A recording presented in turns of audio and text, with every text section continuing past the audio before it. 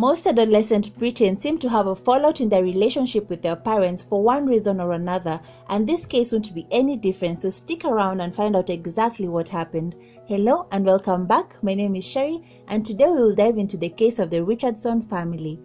This included Father Marc and Mother Deborah, who met in 1991 in a rehabilitation center when they were younger. Both of them had fallen victim of substance abuse and they sought help. The two hit it off almost immediately and they had a lot in common. They helped and encouraged each other in their recovery journey. They got married in the same year, and a year later they welcomed their firstborn daughter Jasmine. They would later have a son in 1998 by the name Tyler Jacob. The two children had a pretty normal upbringing and their parents gave them everything they needed. There was nothing notable or out of the ordinary until Jasmine turned 12 and she abandoned her pink and bright color scheme to a more dark theme. She entered what some would call a goth phase.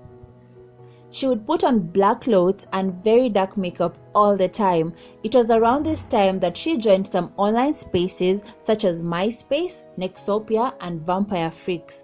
She created false profiles stating that she was 15 when in fact she was only 12 years old. Her parents are not deeply concerned about this transition because they always allowed their children to express themselves in the best way they knew how. They were most likely not aware of her daughter's online presence, but everything else they were okay with. Soon, Jasmine connected with other girls who were also interested in the whole goth lifestyle and hard rock music. This is when she began sneaking out of the house to go to these local concerts. When her parents found out, they were obviously displeased because they were actually very religious people and had always tried to instill this in their children. Also, with their own history of substance abuse, they feared that their daughter would meet the same kind of bad influence and fall under a similar bandwagon. The more strict the parents got, the more strained their relationship with their daughter became. I think the parents were obviously concerned and had her best interest at heart, but you try and convince a 12-year-old that. So on one of her escapades, she was introduced to 23-year-old Jeremy Steinke at a concert.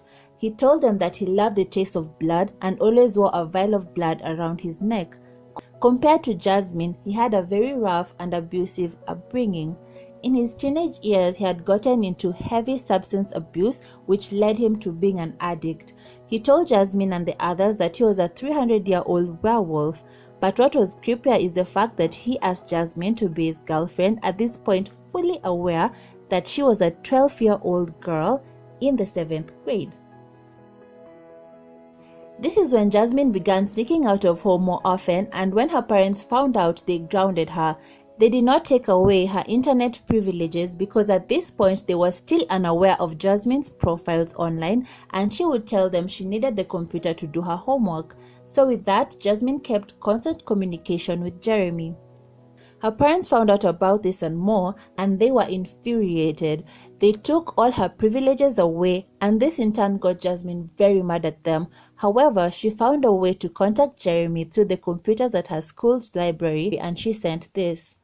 So, I have this plan. It begins with me killing them and ends with me living with you. So, are we set? I'm going to try and call you, but I don't really know if I will be able to. They're treating me like blank. I hate them so much, but I hope this won't bring us far apart. I hope to talk to you soon. I love you with all my heart. And to that he replied, well, I love your plan, but we need to get a little more creative with details and stuff. I wish they wouldn't treat it that way. It angers me to hear that and I dislike them very much. Don't worry, I love you too. I hope to hear from you soon too. Take care, my love. You have the key to my heart, and soon enough you shall have my heart when I die, because if I give it to you now and I die, able to hear how much I love you. This kind of dark conversation between them was not foreign. Initially, when their relationship began, they had started talking all lovey-dovey to each other in the usual manner, but this soon progressed to a darker tone and they would talk all the time about killing and other morbid stuff they wished they could experiment or do together. At this point, the plan was set and they would even openly talk to their friends about it, but I assume the friend did not take either one of them seriously. The day of the murder, Jeremy invited one of his friends to his place where they watched the movie Natural Born Killers. If you haven't watched it, the movie is about a guy and a girl who murder the girl's parents so that they can be together. In the movie though, the couple doesn't kill the girl's brother, and that's when it's reported that Jeremy turned to his friend and said this is the part that will be different because Jasmine will kill her brother. They laughed it off, the friend obviously thinking that it's a dark joke. Pumped with the movie's motivation, he went to Jasmine's house later that night. As was the plan, he got in through the basement and Jasmine's mother heard the noise, woke up and went downstairs to check if Jasmine was sneaking out again. Much to her surprise, she came face to face with Jeremy, who had a black ski mask on and was holding a knife. She began screaming as she attempted to go back upstairs, but Jeremy caught up with her and began stabbing the life out of her. Marc had the commotion and he got out of bed as well. He met Jeremy while he was in the kitchen, and Jeremy actually confessed that he became scared at this point because Marc was of a much bigger build compared to him. Despite that, he was actually able to overpower him and killed him as well. He then dragged the body and placed him beside Deborah. Tyler, the younger brother, was also awoken by the noise and he was in his room not sure what to do. And it is not certain who went up and actually killed the little boy because Jasmine and Jeremy blamed each other. Jeremy began freaking out and he got into his car and drove off, leaving Jasmine behind. She would join him a couple of hours later where they attempted to clean up evidence. They went to a party and after getting themselves very hammered, they began what people described as bragging about what they had done. Early the next day, which was on a Sunday, the little boy next door asked his mother for permission to go play with Tyler as they would normally do before heading to church. She agreed, and when the son got to the house, he knocked on the door, but no one answered. He then went around and looked through the basement window, and when he saw the bloodied scene, he ran back home screaming and told his mother what he had seen. She went over to confirm, and that's when she saw the bodies of Marc and Deborah laying lifelessly on the floor. She called the police, who combed the area and found the 3 bodies. Everyone was worried about Jasmine's welfare because she was initially not thought to be a suspect. An Amber Alert was put out on her and missing posters went up. During inquiries made by the police to Jasmine's friends and school, they learned that Jasmine was a troublemaker and she had previously attempted to apply for foster care a number of times, not to mention the number of times Jasmine had openly told them that she wanted to get rid of her parents.